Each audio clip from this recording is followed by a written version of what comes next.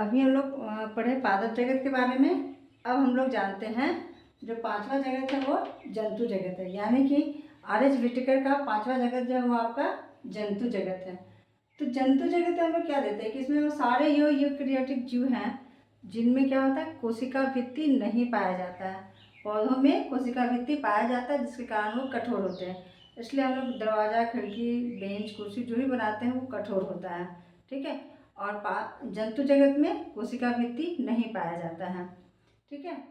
इनमें जो है ये जीव प्रत्यक्ष या अप्रत्यक्ष रूप से पौधों पर भोजन के लिए निर्भर होते हैं। अप्रत्यक्ष आपको पहले ही बता चुके हैं। प्रत्यक्ष जो शाकाहारी जीव होते हैं जैसे बकरी हो गया, गाय, भैंस, ये सब क्या हो गया आपका प्रत्यक्ष उस पर निर्भर है। और हम लोग जो है हम लोग दोनों तरह खाते हैं, हम लोग शाकाहारी और मांसाहारी दोनों हैं। ठीक है ना। यानी जो मांसाहारी हैं जैसे बाघ, शेर, चीता, ये सब जो है आपका अप्रत्यक्ष रूप से पौधों पर निर्भर करते हैं। कैसे?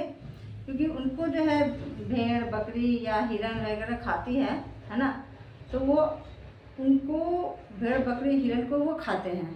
क्योंकि जब हिरन, भेड़, बकरी अगर मिलेंगे तभी तो वो भी जिंदा रहेंगे ना।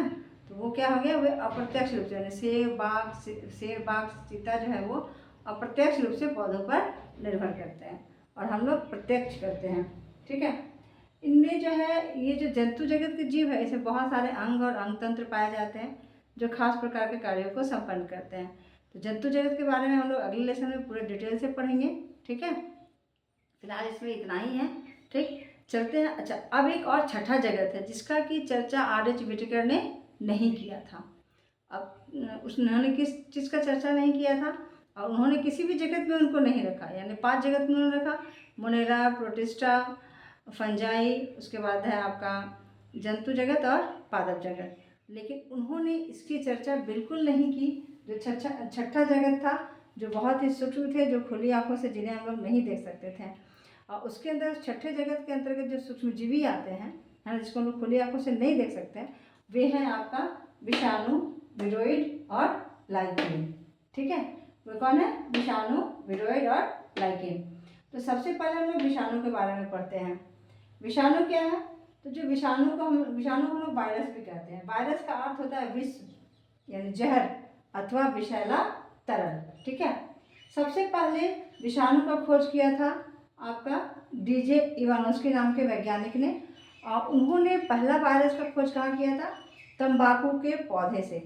उनमें जो धब्बा जैसा बीमारियां पाई जाती हैं तंबाकू के पौधों में, और उन तंबाकू के पौधों के अध्ययन करने पर इन्होंने टीएमवी वायरस की खोज की।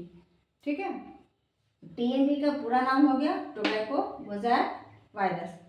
कहता है टीएमवी का आकार इतना छोटा होता था कि वो फिल्टर पेपर को भी पार कर जाते थे, इतना छोटा वो होते थे। ठीक है। तो 1898 में एक दूसरे वैज्ञानिक M.W. बिजनेरिक ने ये बताया कि संक्रमित पौधे का रस जो है वो स्वस्थ पौधे को भी संक्रमित कर देता है। ठीक है। अच्छा, उसके बाद जो है 1935 में W.M. स्टानले ने बताया जो विषाणु है इसको हम लोग रवे के रूप में भी प्राप्त कर सकते हैं, यानी क्रिस्टल के रूप में भी हम इसको प्राप्त कर सकते हैं। और ये प्रोपोसिट, यानी कि ये जो है विषाणु जो है वो किसी के शरीर में है तो ही वो अपना जीवित की तरह व्यवहार करेगा, लेकिन अगर वो उसके शरीर से बाहर है तो बिल्कुल निर्जीव है, बिल्कुल नॉन लिविंग है वो। ठीक है। तो ये हो गया आपका विषाणु के बारे में। ठीक है। तो इसमें से आपका ऑब्जेक्टिव क्वेश्चन क्या क्या बनता है? आपसे पूछ सकता है वायरस का अर्थ क्या है, आप बता सकते हैं विष या विषैला तरल। फिर आपको कह सकते हैं टीएमवी का पूरा नाम क्या है, तो टोबैको मोज़ैक वायरस। अब इसी क्वेश्चन पूछा जाता है ऐसा कौन सा जीव है जो फिल्टर पेपर को पार कर जाता है, वो है आपका वायरस। ठीक है ना, वायरस है। ठीक है। अब किसने बताया कि वायरस को हम लोग रवा के रूप में या क्रिस्टल के रूप में हम लोग बदल सकते हैं, तो वो है आपका